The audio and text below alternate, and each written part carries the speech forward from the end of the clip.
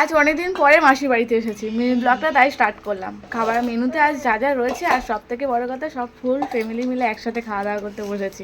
চলো তোমাদেরকে একটু শেয়ার করি।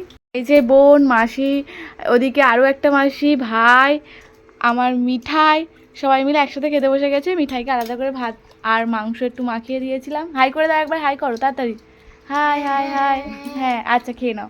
আর এদিকে মেনু দেখো, মাংস হয়েছে, আমাকে পাতে দিয়েছে ছোলা আলু, এটা কি কচুর তরকারি, এটা কি কচু বলে জানো?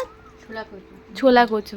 ছোলা কচুর তরকারি, চিংড়ি মাছ দিয়েছে, ছোলা দিয়েছে আলু দিয়ে, আর এটা মাছের মাথা দিয়ে, দুটো আলাদা আলাদা হয়েছে। এটা ক্যাঁকড়া দিয়ে, হ্যাঁ এই ক্যাঁকড়া দিয়ে দু রকম হয়েছে।